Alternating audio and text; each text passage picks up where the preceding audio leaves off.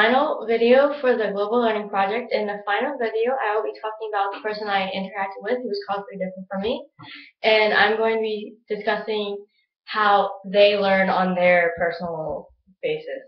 So, we have some interview questions I have asked her, and the first question is to think about how they are motivated. The first question is to think about the most difficult course that you have right now and to describe what makes it difficult and why it's challenging. So my roommate Grace said that the most difficult class she has right now is called Calculus 2. She's a math major, so she is taking a lot of different math classes. So she said it was one of the most challenging because of the new concepts they're learning, that there are a lot of different infinities that they're learning. I personally don't know a lot about math, but I understand some things about infinities, but she says that's the most challenging part about it. So this part is about knowledge, all the new information she's gaining. It's kind of hard to keep up with all the information because, as she said, there's a lot of different infinities and a lot more concepts that she didn't learn in high school. And then the next question is asking about the strategies, and it says, in what ways do you address the challenges? She told me that if she's having difficulty, she will do as much homework as she can. She will go over the homework many times, and that she will try to study as much as she can. I can vouch for that. She likes to study a lot in the evening. She is studying from about 9 o'clock until like 1 in the morning. So she definitely studies a lot and does a lot of homework, so she's a very good student.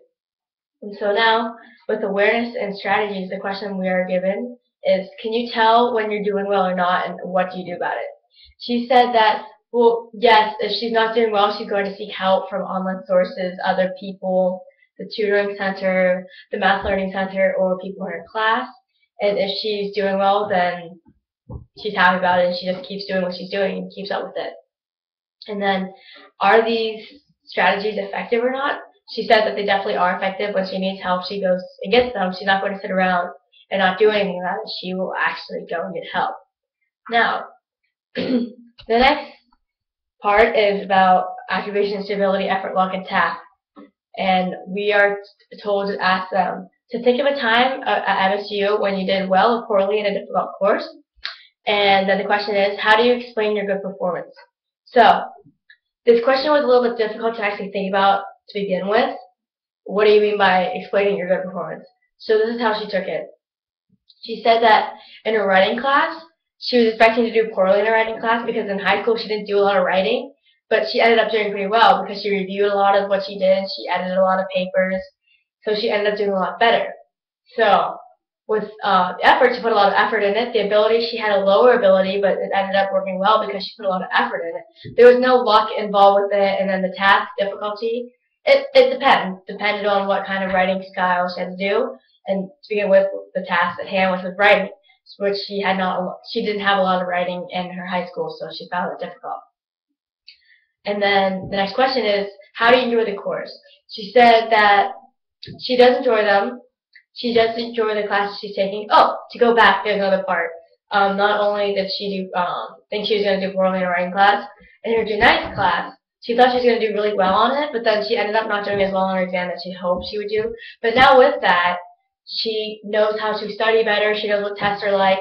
So if you think about attributions, her ability, she had high ability, but then the luck she had with the testing and the way that it was styled was harder than she was expecting. So she has to put more effort into this.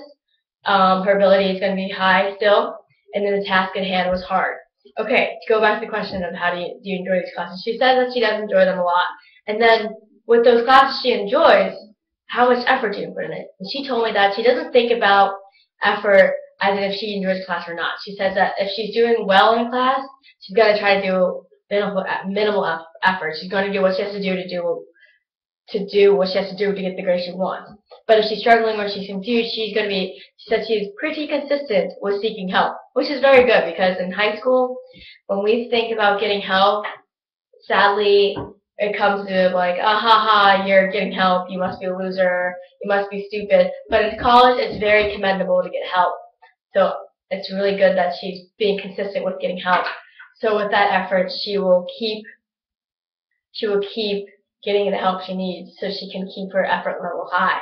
So her ability remains the same. If her ability isn't the same, she's going to keep trying her best, and that's effort. Luck has nothing to do with effort, stuff like that. Next question is, what do you do when the work is hard? She told me, easy answer, seek help. So, she said that she'll keep seeking help, so that has to do with persistence. Persistently getting help, which is very important, as I've already mentioned. And then the last question was, do you enjoy challenges? And she says, I enjoy challenges. So, she does enjoy challenges. She's doing her best in school. I'm very proud of my roommate.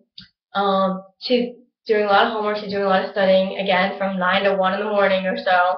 I wake up in the morning not knowing what time she goes to bed, but I know that she goes to bed eventually because I wake up in the morning and she's in her bed.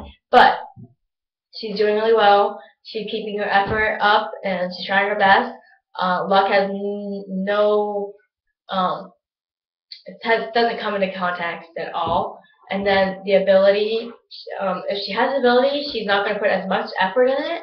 But if she's struggling and she doesn't have the ability as what she needs, she's going to put a lot of effort in it, get help, seek other resources such as the Math Learning Center if it's for math, ask people in her classes for help, stuff like that. So that is what our last interaction was, and that is how my roommate, as my culturally different person, has taken her learning ways. And so asking all these questions were interesting because it was weird, because interactions throughout the last two videos were physical interactions, where this is still an interaction, but it had nothing to do with learning something or something, but it was actually learning about her and how she learns. So this has to do with motivation, attributions of motivation, something like that. So when I was asking her these questions, I was like, I'm sorry, but these questions are totally different from when we actually did all these interactions with each other.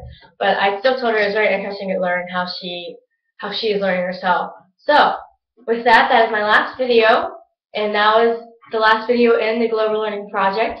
And this is all about how my roommate, Grace, who is the person I picked as culturally different from me, learns, and how she takes her learning with motivation, and how she deals with challenges, and how the effort has to do with what she enjoys to do or not.